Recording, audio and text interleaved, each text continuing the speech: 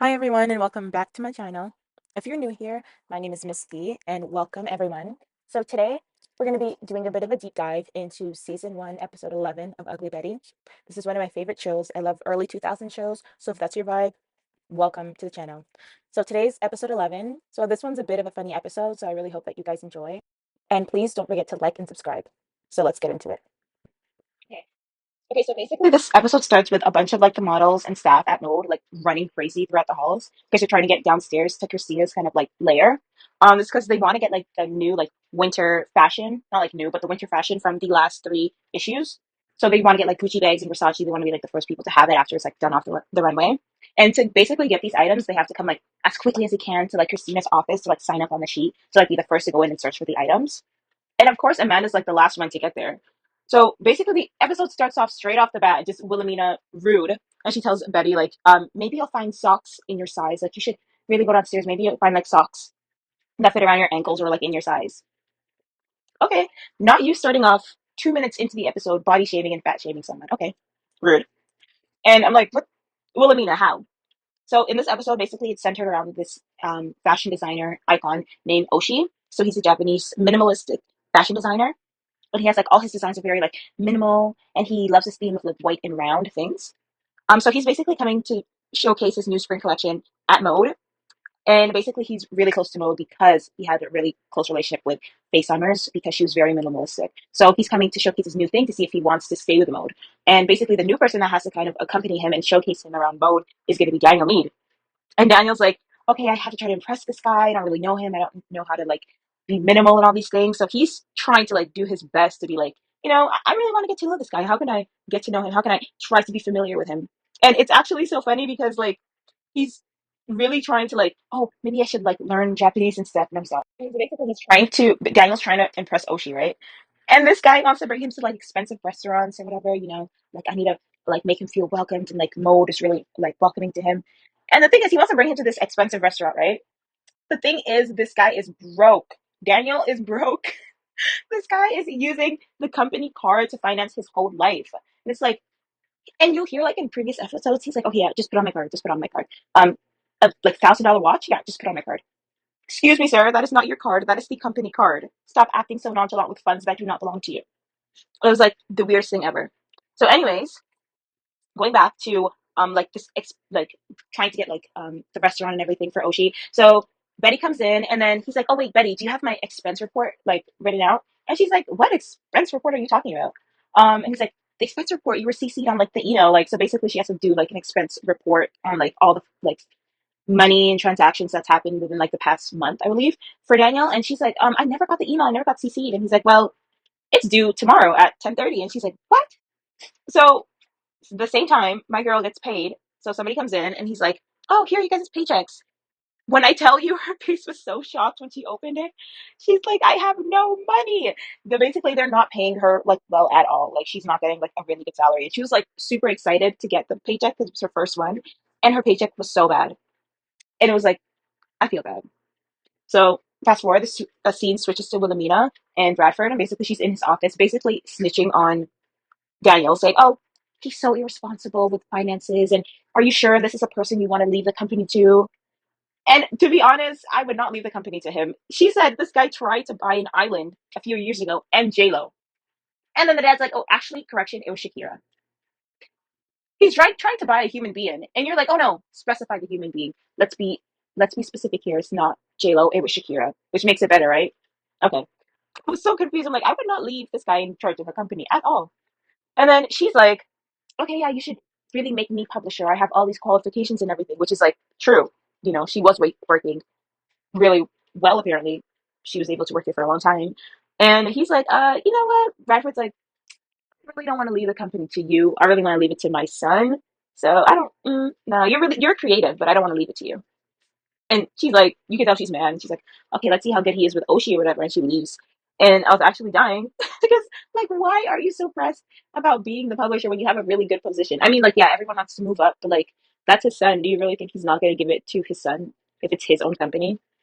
Anyways, so you know how we were talking about how they all wanted these like the winter issues and everything. So basically, Mark really wants this like satchel Gucci bag, like over the shoulders Gucci bag, and Amanda really wants these kind of Love Comp boots. Like she really wants those boots. So Mark already put his place in. He's like, I'm getting this Gucci bag, and Amanda's like, oh, I'm gonna get these boots, and he's like, girl, you know damn well you were the last person to get there. You're not getting any boots. Yeah. So then Betty comes in. So it's basically a scene with Betty, Amanda, and Mark. So she comes in and she's saying like, "Oh, I need help with this report. Do you think you can help me with the expensive report?" And Mark goes, trying to tell her a bit about the politics. So here at Mode, if you need something, we all do kind of things with favors. So let's say I have new tickets and you need help with something, and then you're gonna do this for me to get the tickets and to you to get that, and blah blah blah blah. So there's a whole bunch of politics. She's like, okay, if you I'll do a favor for you if you can help me do this. The same instance, Wilhelmina comes in and she's like, Mark, if she needs help with the expense report, why don't you give her ours so she can use the copy it off of to help Daniel? She's giving this evil smirk, and he's like, you're right. I'll give her the expense report. So he gives her the expense report, by the way, the wrong expense report. She doesn't know this. She just goes, oh, thank you. So everyone knows that Betty's like kind of the different one at the office because she's just like herself, authentic, a girl from Queens, as they say. So she like comes in with her own fashion sense, just like how she is, just as you would dress. But because it's like a high fashion industry and it's like a high fashion like company, their mode, they expect you to be chic. Like they have basically an image of what you should be like when you're working there, and she doesn't fit that mold. So every time like she's with people, like she's with Christina or whatever, and then other staff see her, they're like, they always give her like a side eye. They're very rude. So she's in the elevator and she has this purse, and it's just her cute little purse. I thought the purse was really cute, and then they're making fun of her, like, "Oh, nice purse. Like, did a mule die for you to get the purse and just dying?" Christina comes in, and because they want to like impress Christina, so they can get to the top of the list for like the new issue fashion things, the staff are like, "Oh, Christina, you look so good today and everything," and she goes, "Stop trying to like make me feel good because you're not getting to the top of the list, especially you, Amanda, because you're at the bottom of the list right now." She's like, please help me get to the top of the list. And he's like, I'm not helping anyone get to the top of the list. Talking with Christina after work. Do. And she sees this vendor with the same Gucci bag that Mark really wants. And she looks at it and she's like, this reminds me of the bag that my mom gave me when I was younger. And she used to put her crayons in it. So it was like looking at it, she had like flashbacks, and it was like it was the bag, like when she was looking at the bag, it was like her taking it back into her childhood and remembering her mom. And it was like a nice little moment.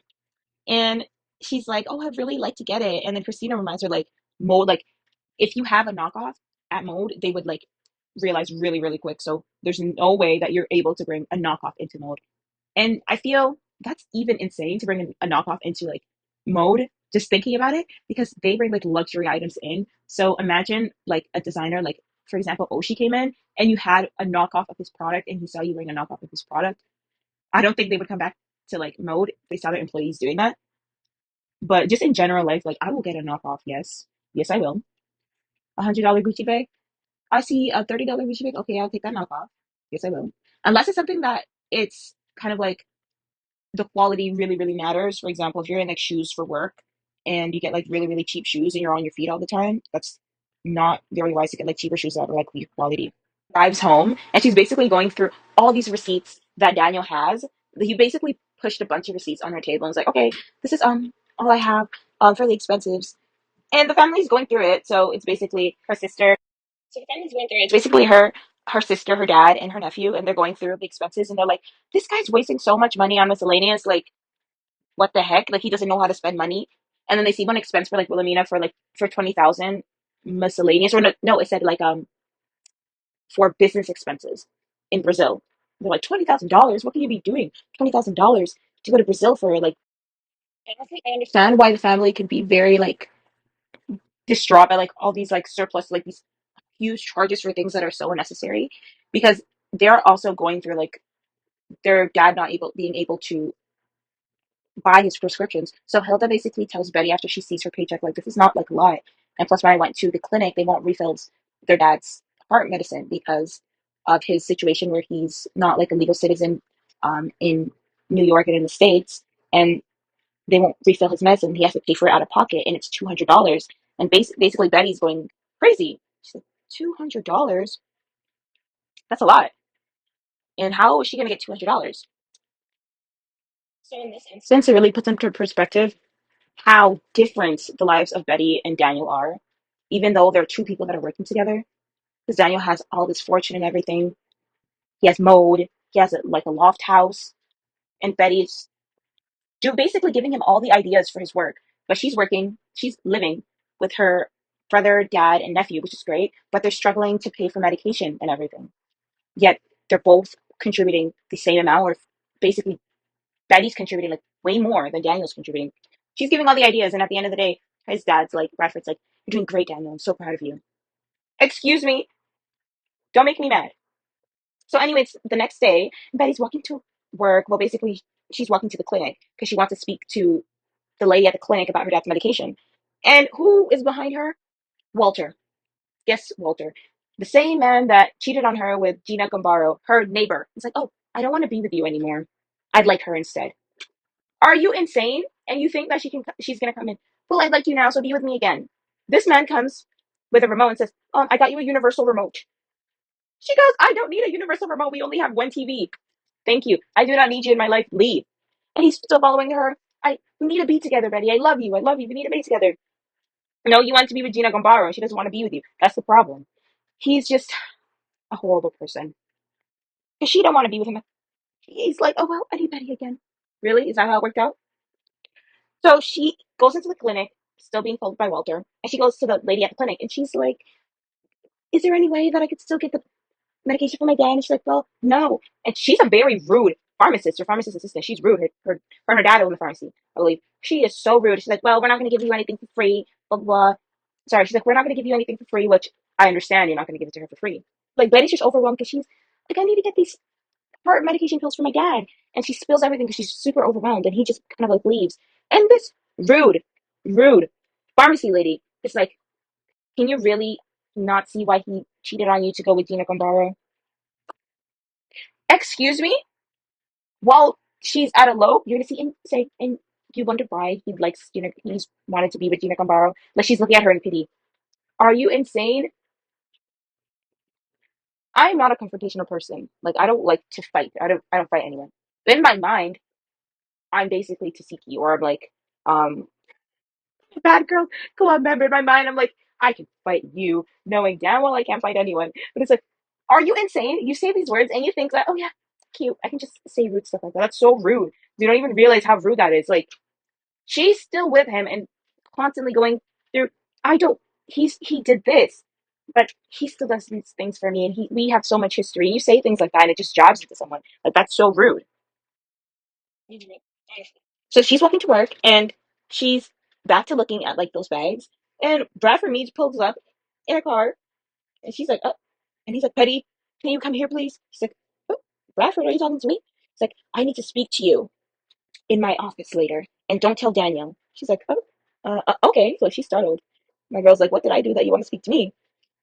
And she's like, "Oh my goodness, I'm scared. Like, don't tell Daniel." And if you know Betty, her loyalty stands with Daniel. Like, so in her head, she's like, "And I can't tell Daniel. Oh my goodness!" Like, she's going crazy. So back up in mode, Daniel is trying his hardest to be cultured and learn Japanese. We love that. So he's learning Japanese. I would suggest, instead of using Rosetta Stone, maybe you can watch animes with subtitles on, or you can watch some J dramas with the subtitles on. It works really well if you keep watching it. Just some little key information if you were, you know. And so this is Daniel and Betty. So they're trying to plan like, what can we do to like, make Oshi feel welcomed and everything. And then Wilhelmina comes in and she's like, "Oh, you shouldn't get him roses. You should get him this kind of flower. He likes these." What did she call it, peony? Or I don't know if that's the drink she called. And she's like, "Oh, and he loves champagne. You should really get him that." And he's like, "Okay, I'm trying to meet him and learn about him myself. I don't need your input." Because basically, if she gives her input, Bradford's not going to feel that Daniel is like worthy enough for the company, and just kind of give it to Wilhelmina, which is not true, but he feels like that. So just to remind y'all, the report is still due at 10:30. So Betty's going through like, "Oh, I have to do everything right now. I have to go see his father. I have to do the report, and then I have to make sure Daniel's okay." So at this moment, Daniel is so like, he is so unaware of like people and the fact that not everybody has money on them right now, or can just take money out of pocket. And he's like, and he tells her, "Oh, can you get me a bagel?" And he asks for, "Oh yeah, you're gonna need to pay for it out of pocket. Like, I'll get you later." Did you see her paycheck that you're asking her to buy you a bagel with cash? And she just goes, "Oh, okay, yeah, sure." Tell him you do not want to pay with it out of cash, girl. Okay. If you guys know what's been happening in the previous episodes, there's a strange lady that keeps calling, and this is the same strange lady that is chatting with Wilhelmina on and off, and they have like this like little plan to take over the company. So she calls, and she's basically at a what do you call it? A car scrapyard. Yeah, a scrapyard. And and she calls Betty, and then Betty forwards it to Daniel saying it's a weird lady on the phone again. She goes, "Your dad's trying to cover evidence." And you hear the sounds of the scrapyard. It's basically a car being like crushed. And he goes, "Don't call here again." And she goes, "It's okay. The truth will be revealed," or whatever. He hangs up the phone on her, like, "I don't have time for this." He hangs up the phone. "Stop calling this house." The moment Christina's going crazy downstairs because this is the day that all the staff and models are going downstairs to take all the items that they need. And Amanda is going WWE mode on this other girl for the boots. She's beating her down with the boot. At the same moment, Mark is going crazy, and he's going to Christina saying, "Where is that Gucci bag?" He's like, "I don't know. Did you check here?" He's like, "I checked there," mocking her in like a Scottish accent. And it's like, bro. And he's like, "I'm looking, and I know you have it. Where is it?" And he's like, "Nobody's leaving here until I find this boot." And he's basically going crazy. He will accept a criminal charge if he can have that Gucci bag. And it's crazy because she's calling Betty, "Please come down and get what you want." It's like, "I can't come down. I have to go get a bagel for Daniel, and I have to go to do the report. And please tell Amanda to come up here because I need somebody here." And it's just chaotic for like everyone in mode right now. So she goes downstairs to to give the report to Henry.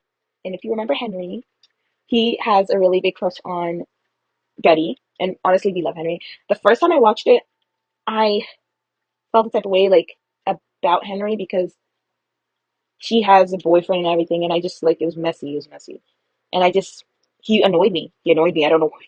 Everything about him annoyed me. I not it annoyed me. Yes, I'm not gonna lie, it annoyed me. And then watching it again, I love Henry. Well, I didn't need to watch it again to love Henry. I think I watched a few episodes to afterwards kind of like Henry because Walter, he's like very terrible. He doesn't want you to like do well with your dreams. He's just very he wants you to stay put in a place that he feels comfortable with you in. And I just loved Henry for Betty. They were just so cute. Well, anyways, let's not spoil anything. And she goes and sees Henry, and he's so happy to see her. And he's like, "Oh, you like I always see you at mode, but you look so normal and like nice on the. I think they're on the 38th floor, like the lower floor for like the accountants and everything." And she's just smiling, like, "Okay, yeah, I came to bring in this report." And just like she just almost skimmed like 10:30, and he's like, "Okay, thanks for the report." And knowing she's like, "Oh yeah, I need a bagel," and he has a bagel there with coffee. And she's like, how do you take your coffee? And do you this is a bagel. Like, do you have cream cheese?" And he's like, "No." She just snatches this guy's bagel and runs upstairs. And he's like, "What?" She's like, "I'll get you another bagel." She goes to Bradford. She's like, "I have to go to Bradford first. You coming to meet him here and do not tell Daniel." And she's just panicking. And this guy takes a bagel. He's like, "Oh yeah, I'm hungry." He's like, oh, okay." And he's like, "I need to know who's been calling." First of all, this girl thought he called her there because she stole Post-its. Really? If she stole this, she's like, "Please, I just stole a pack. Don't be mad." He's like, okay, no. I called you here because I heard that you guys are getting strange calls. Is that true?" From a lady. And then she's like, "Yeah, Daniel's getting these strange calls." He's like, "Okay, I need you to always tell me everything that happens in the calls." And she's a little skeptical. And her face is kind of, "Why do you need to know the calls?" And he goes, "Oh, just for legal purposes and everything." He goes, "Okay. Okay." She goes, "Okay. I'll tell you." But he says, "Don't tell Daniel about this. Just report to me." You know her, she's very loyal to Daniel.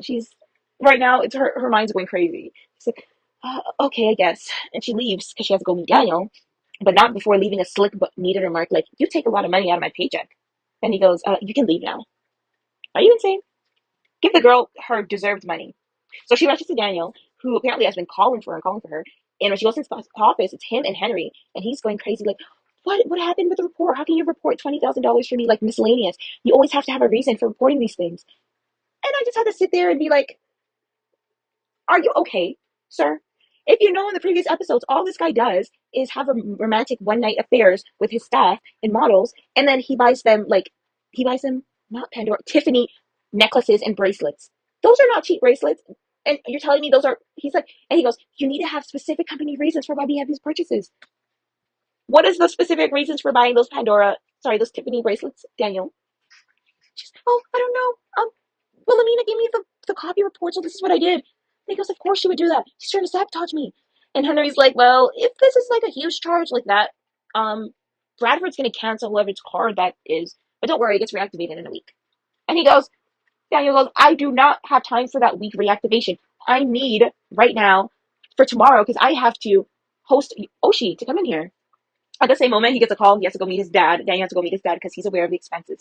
And his dad is just like so disappointed. Like, you waste $20,000 on miscellaneous fees. Are you serious? Like, you're still irresponsible. Should I be really listening to Lamina about you? And he's like, no, Dad, I can make up for it. And Dad's like, okay, don't worry. I'll eat up this fee. And he's like, okay, don't, thanks. I'll make it up to you. Thinking he got away with it. And Dad's like, but don't worry. I'll be cutting your fund from this month. You'll be using your own money. And he's like, he goes upstairs.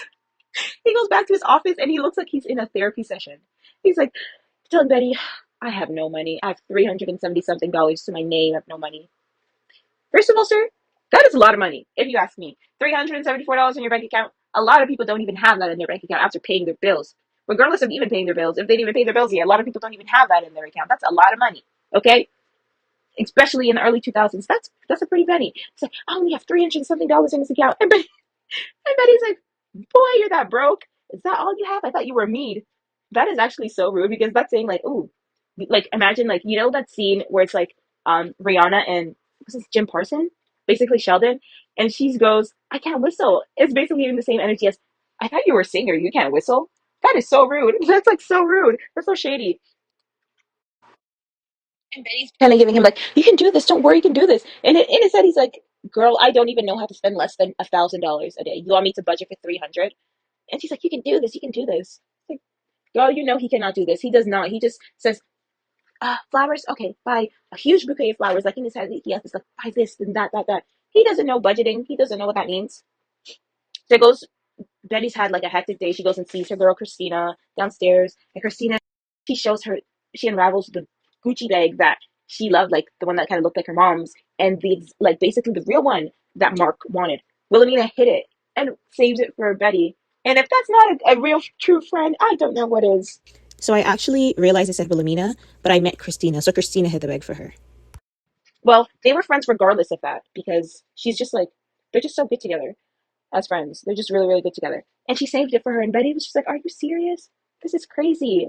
And she's like really happy. You can see like the joy in her eyes because it's the bag, a similar bag, basically in her eyes. It's the same bag her mom gave her that she would keep crayons in. It reminds her of her mother. So she also got other gifts for her family. So she got like her sister Hilda, I believe it's like a Gucci scarf or Versace scarf. She gets her nephew like a Gucci belt, I believe, and she gets her dad like this like a watch, like an expensive watch from the collection. And they're all like, oh my goodness, thank you, thank you.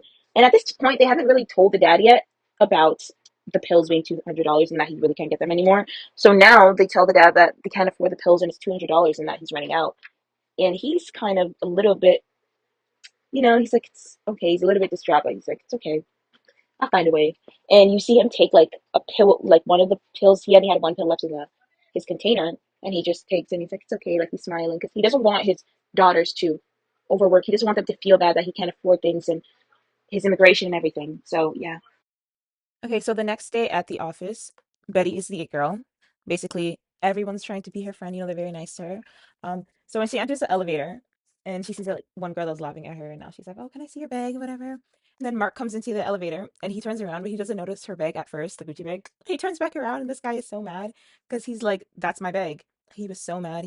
Ugh, he was like, he wanted to kill Christina. He's like, she does not know how to style that bag. She's making it touch polyester and everything. And then he ends up like hitting her in the head with like the cardboard that he's holding. On the other hand, Daniel's crashing out because he cannot apply for a credit card due to his bad credit, or as he says, he has worse credit than most criminals. Okay. Betty is trying to like encourage him, like, oh no, we can do this, because she made like this list with like things to do and places to like things to do under $300, and he doesn't want to hear any of it. To be honest, he's like, $300 is like, what kind of budget is $300? Well, as they're saying that, Oshi finally comes into mode. He finally comes into the building, and everyone's like staring. They're on their feet, and he comes in, and it's him and his entourage of like 15 people, and he has this translator with him. That's part of his entourage. And honestly, the translator is quite like intense. You would think they're having like, I don't know, like a drug meeting or something, or like a big political meeting or something. The way it's like so intense, and that they're talking to like Daniel and the rest of them, like he wants this and he wants that. So basically, the translator is translating for Oshi. Because Oshi only speaks Japanese, and it's kind of going back and forth. They translate to the translator, and he does the translation back in Japanese to Oshi. So he's there telling Daniel, "Oh, we're gonna be here for 2 days, and we're gonna need to use you guys' tube runway to put our models on to showcase the spring collection. And we're also going to need to go out to eat the next following day. And you need to treat us. You need to host us. So at that moment comes out, Blamina also comes out and she brings champagne because he says, "Oh, we're thirsty." And then Betty's like, "Oh, we have coffee." And apparently they don't like coffee. So Blamina comes out that same moment with the champagne that they love. And she greets Oshi and he knows her. He favors her. He likes Wilhelmina apparently. He's like, "Wilhelmina, hello." And she's there and she's still kind of hinting at Daniel that she wants to come if he's like willing to let her come because she knows he can't afford it. And he's like, um, nah, like he really doesn't want her to come. So back to Daniel's office because this guy, or she's just selling in. Daniel is crashing out for real because it was actually quite sad. Like looking at him, he looked distraught. I never knew having a budget of $300 can make somebody so distraught. This guy looked, mm-mm. And the worst part about it is he looked like he was contemplating life, and then Betty was just like, "And we can go here for this much. Me and Walter love going here. We can go here, and we can go here." And he didn't want to hear any of it. This guy looked like he wanted to cry. After like at that point, he's basically like, "Okay, let just Wilhelmina pay for it, and I'll just take like the L, I guess." At this point, the dad will just be like, "Oh, he can't do it." But he's like, "He can't pay, so what's the other option?" And Betty still doesn't want him to do that. She's basically like, "You can do it. You can find a way that you can do it." And this fast forwards back to now, not fast forwards. They're in the cafeteria, and they're eating. They're still being super nice to her because she has her Gucci bag, remember? And Amanda's there, like, if you trade me, there's this girl that has the boots I want, and you have the bag she wants. So I'll give you some opera tickets, and then you give me a Gucci bag, and I'll give her the Gucci bag, and she gives me the boots, and everyone's happy. They're like, "Girl, nobody wants your opera tickets." And that's basically how the game goes around mode. It's like you trade in favors and items for things at later dates that you can't really say no to. So it's her and Christina, and they're sitting there eating at the table, and she's like, "How much is this bag? Like honestly, because the big people are like crashing out for this bag. How much is it really?" And then Christina's casually like, "Oh, it's just like it's $4,500, but because of your pickle stains or whatever, maybe $4,200." And she's like, "What? $4,200?" You can tell she's like, "Okay, I can do a lot with $4,200 for my family and especially for my dad and his medication." So it's like, and you can see like the distress in her face. She felt like she really wants to do this for her family, but she really loves the bag. Like it really reminds her of her mom, and she really just loves the bag. But she's like, "I have to do something because her father's not really getting her. It's not going to be able to afford his prescription, and they do need the money because her paycheck was really thin." So next scene cuts to her walking, and of course she's being followed by Walter. And once again, she's having to tell her stalker boyfriend or ex-boyfriend, whatever they're kind of at this point, to stop following her. And he doesn't follow her into the pharmacy, but he's outside watching her, and basically she's trading in her Gucci bag to the pharmacist girl. That's like super rude. Basically to get pills for her dad. She came back home with about 15 refills for her dad, and they're all like, "Oh my goodness, how did you get this? How did you get this?" And the nephew's like, "Aunt Betty, where's your purse?" And they kind of clicked that she sold the purse to the pharmacist to afford the dad's pills. And he felt so bad. He felt so bad. They're at the table, and the sister Hilda, the sister Hilda was like really annoyed because she saw how much they were spent, like the company was spending on miscellaneous quote unquote items, and they can't even pay her properly to be able to help her father. And Betty, although she knew she did the right thing, which right thing can be interpreted in different ways in this case, because she does want to help support her family. But at the same time, that's she's a very selfless person in this. She's very selfless. So being able to invest in herself and just get a bag for herself would also be a really good thing. But she chose her family in this case, which is honestly, I'd say a better choice. But because of how selfless she is, it really makes you think like she really just deserves that bag. But she sold the bag. So basically, you can tell Betty's like emotional, like she's a bit angry, not at the situation, but she's just angry because she lost her bag. So she's really frustrated. She's like, "Hell, this like they shouldn't be paying you so little. Like this is actually terrible. That you have to sell your bag and stuff." And she's like, "Just leave it."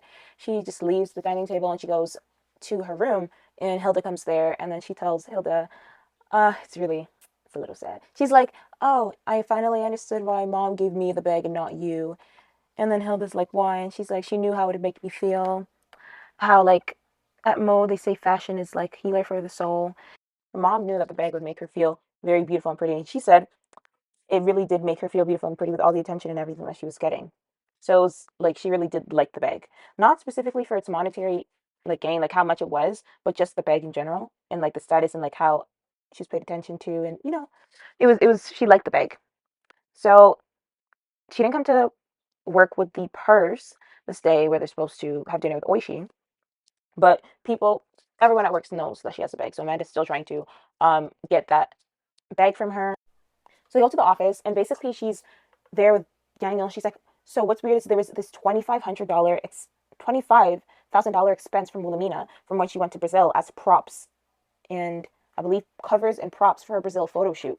And they're like, "It doesn't really make sense how she would have that much, like why she would need $25,000, not 2,500, $25,000 for the props." Before this, she went to Henry to ask for what that was for, the 25,000 for Wilhelmina, and it was for the Brazil photo shoot. When they look at the Brazil photo shoot magazine, it's basically like you can have just used sand and the models. Like you didn't need 25,000 for the props. So where did that $25,000 go? And then Daniel's like, it doesn't matter. We're with the $25,000 right now because we have to cater to Oishi. And in her head, she's like, if I believe his name's Oishi. Oishi. I don't know why I'm saying Oishi. I think that means yummy. I'm very sorry for how many times I've said Oishi. Oshi.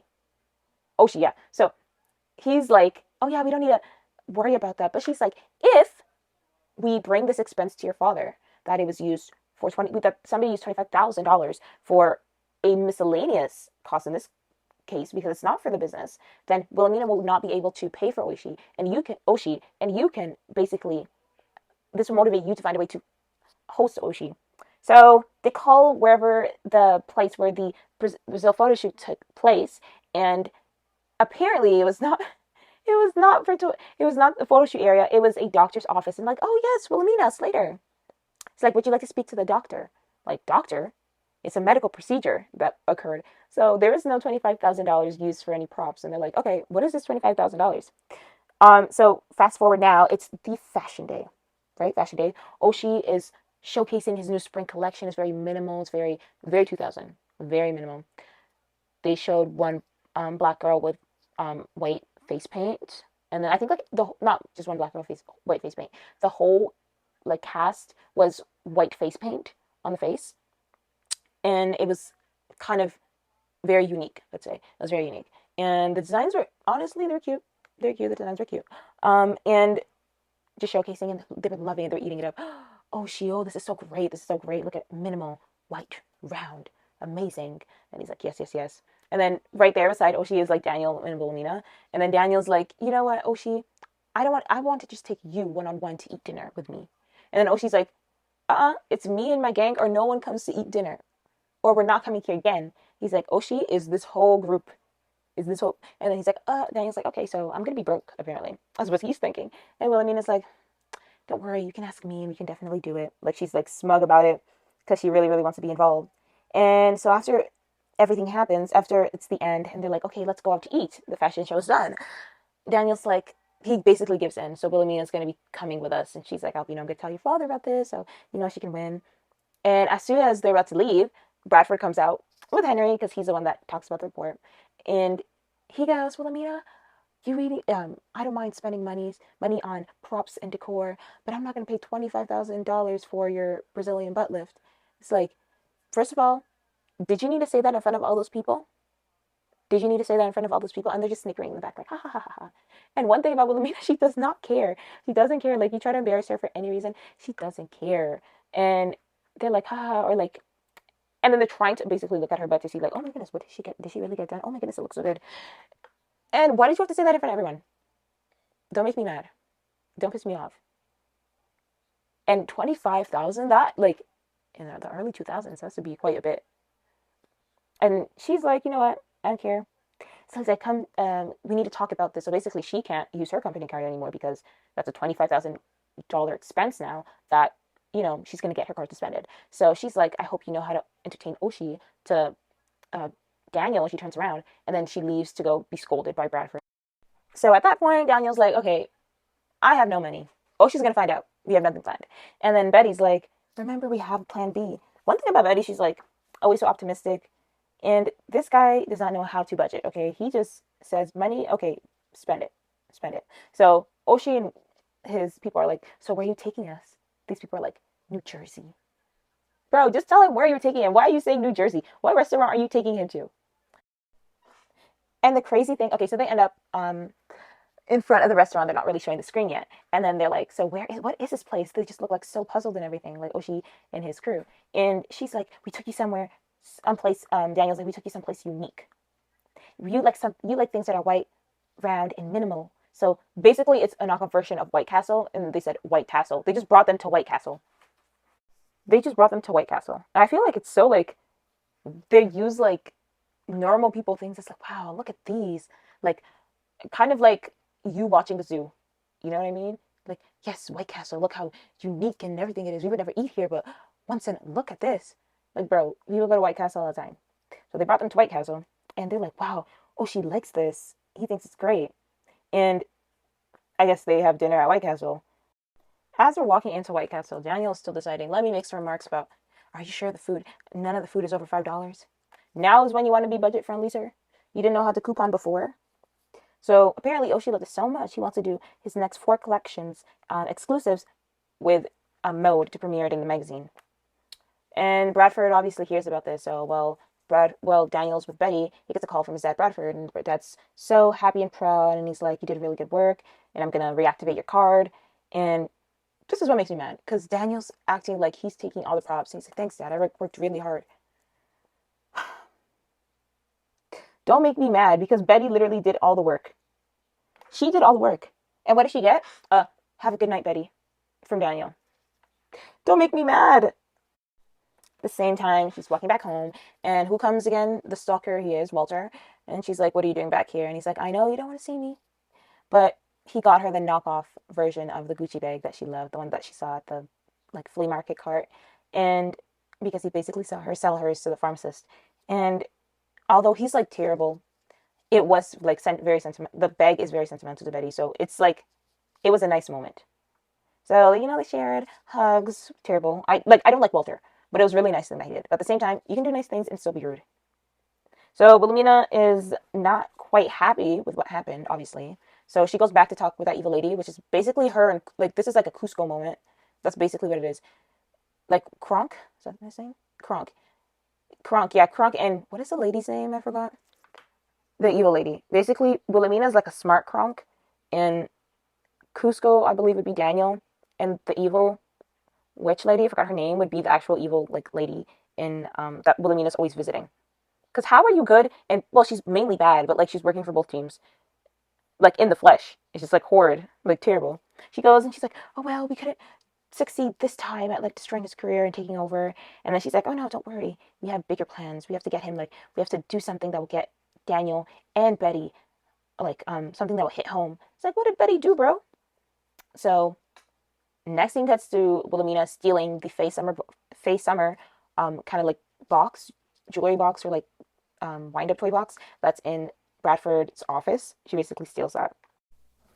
The last scene is actually so iconic. So you know how there's all those politics, and it's basically like tricky politics. Basically, like, you give me this, and you have to do anything I want from you. So she already sold her bag to the pharmacist, but she knew that Mark still wanted that Gucci bag, but nobody knew that she actually sold it. So the one that she got from Walter, the fake Gucci bag, she brought it into the office, and obviously they wouldn't think anything of it because she already had the real Gucci bag. And she came to Mark and it's like, "Okay, I'm gonna give you this Gucci bag, and in exchange, you have to give me a favor. You have to do a favor for me whenever I want, and you have to give me a fake Gucci bag from the stand." So basically, she's still getting her Gucci bag, plus she's getting a favor in the future, and he's getting a fake Gucci bag. And I'm like, you know what? That's exactly what he deserves. I love Mark, but he needed that. And he's just smug because he thought he got the real Gucci bag, and he's like, "Yes." He's like, "Okay, fine." And I'm like, good. That's exactly what he needed. And honestly, that is the end of episode 11.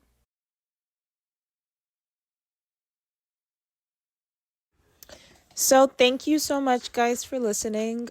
This is actually the first video that I recorded. I know in some of the previous clips I was like, "Oh, and if you remember, blah, blah, blah." This is the first video I'm actually recording, and I plan on recording from episode 1 all the way to 10 to complete it and then going onwards. But if you like the video, please once again like and subscribe. Thank you so much for watching, and I hope you guys have a wonderful day. Bye.